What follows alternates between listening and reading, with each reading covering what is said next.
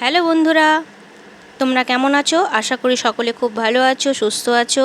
আমিও আমার ফ্যামিলিকে নিয়ে খুব ভালো আছি। আজকে আমি যে রেসিপিটা নিয়ে এসেছি সেই রেসিপিটা যেমনই উপর থেকে মুচমুচে তেমনই ভেতরটা জুসি এবং এর গুণগত মানও অনেক বেশি।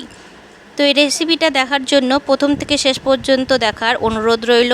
ভিডিওটি স্কিপ করে দেখলে পরে বোঝা যাবে না, তাই প্রথম থেকে শেষ পর্যন্ত দেখার জন্য অনুরোধ রইল। এবার আমি প্রথমে ডাল এবং চাল নিয়েছি। আমি মুসুর ডাল নিয়েছি, আপনারা চাইলে মটর ডাল এবং ছোলার ডালও ইউজ করতে পারেন। ডাল এবং চালটাকে আমি এবার খুব ভালোভাবে ধুয়ে একটু ভিজিয়ে দিয়েছি। এরপরে আমি নিয়েছি এখানে সজনে পাতা। এই পাতার গুণগত মান অনেক বেশি। এই পাতা যেমন হাই ব্লাড প্রেশারকে লো করতে সাহায্য করে, তেমনি ডায়াবেটিস রোগীদের জন্যও এই পাতাটি খুব উপকারী। তো আমি পাতাগুলোকে খুব ভালোভাবে এ বোটা থেকে ছাড়িয়ে নিচ্ছি। যারা আমার চ্যানেলে এখনও পর্যন্ত নতুন চ্যানেলটিকে সাবস্ক্রাইব করোনি, তাদের চ্যানেলটিকে সাবস্ক্রাইব করার অনুরোধ রইল এবং পাশে থাকা বেল আইকনে ক্লিক করতে ভুলবে না, যাতে এর পরবর্তীতে নিয়ে আসা ভিডিওগুলো তোমাদের কাছে খুব তাড়াতাড়ি পৌঁছে যায়। তো দেখো বন্ধুরা, এইভাবে পাতাগুলো আমি সব ছাড়িয়ে নিচ্ছি।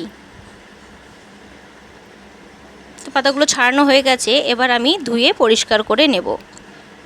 তো ভিডিওটি ভালো লাগলে একটা লাইক করে দেবেন, আর ফ্যামিলি এবং ফ্রেন্ডদের সাথে শেয়ার করার অনুরোধ রইল। এবার পাতাগুলোকে আমার ভালোভাবে ধোয়া হয়ে গেছে। এরপরে এর মধ্যে কিছুটা পরিমাণে দিয়ে দিচ্ছি লবণ। এবার লবণ দিয়ে পাতাটাকে খুব ভালোভাবে কচলে কচলে মেখে নিতে হবে। লবণ দিয়ে মাখার ফলে পাতাটা অনেকটা কমে আসবে এবং এর থেকে যে জুসি ভাবটা থাকে সেটা বেরিয়ে আসবে। তো পাতাটা আমি ভালোভাবে মেখে নিয়েছি, এবার এটা সাইড করে রেখে দেব।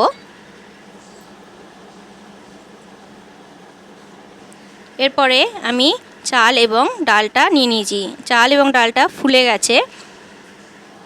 পাতার কনসিস্টেন্সি হিসেবেই আপনারা চাল এবং ডালটা মেজারমেন্ট করে নেবেন। যতটা দরকার ঠিক ততটাই চাল এবং ডাল মেপে বেটে নিতে হবে। 2 চামচ ডাল দিলে 1 চামচ চাল দিতে হবে।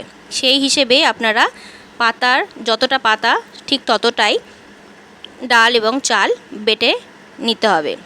এবার চাল এবং ডালটা দিয়ে এর মধ্যে আমি দিয়ে দিচ্ছি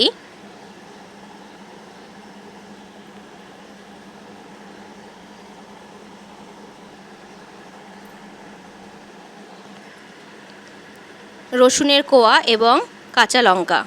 এবার আমি এটাকে জল না দিয়েই খুব ভালোভাবে পেস্ট করে নেব। এর মধ্যে জল দেওয়া যাবে না, খুব শুকনোভাবেই পেস্টটা করতে হবে। এরপরে সেই পাতাটা মধ্যে আমি দিয়ে দিচ্ছি একটা মিডিয়াম সাইজের পেঁয়াজ কুচি, আর এর মধ্যে দিয়ে দিচ্ছি ডাল চাল বাটা। যে ডাল এবং চালটা বেটে রেখেছি সেটা দিয়েছি, আর একটা মিডিয়াম সাইজের সেদ্ধ আলু এখানে আমি ম্যাশ করে দিয়েছি। এরপরে আমি প্রথমে সবগুলো উপকরণ মেখে নিলাম, তারপরে আমি লবণ দিচ্ছি, কারণ আগেও পাতাতে আমি লবণ দিয়ে মেখেছি, তাই যতটা পরিমাণে লবণ দরকার ততটা পরিমাণেই লবণ এবং হলুদ দিয়ে মেখে নিলাম। এবার কড়াইয়ে তেল গরম করে নিয়ে এরকম হাতের সাহায্যে চ্যাপটা চ্যাপটা করে তেলের মধ্যে দিয়ে দিচ্ছি। তেলটা প্রথমে খুব ভালোভাবে গরম করে তারপরে মিডিয়াম টু লো হিটে এই রকম বড়া বা টিক্কির সাইজে এগুলোকে ভেজে নিতে হবে।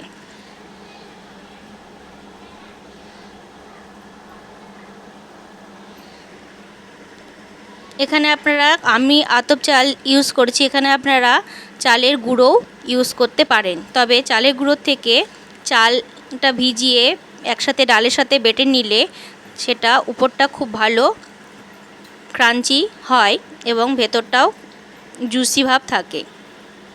তো এইভাবে এক সাইডটা হয়ে যাওয়ার পর অপর সাইডটাও আমি উল্টে পাল্টে খুব ভালোভাবে ভেজে নিচ্ছি। তো ভিডিওটি ভালো লাগলে লাইক করবেন, ফ্যামিলি ও ফ্রেন্ডসদের সাথে শেয়ার করার অনুরোধ রইল।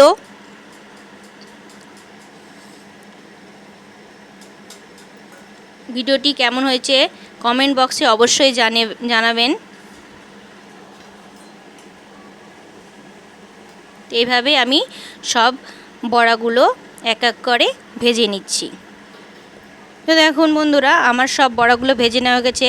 দেখেই মনে হচ্ছে উপরটা কতটা ক্রাঞ্চি, খেতেও খুব ভালো টেস্ট হয় এবং এর গুণগত মানও অনেক বেশি।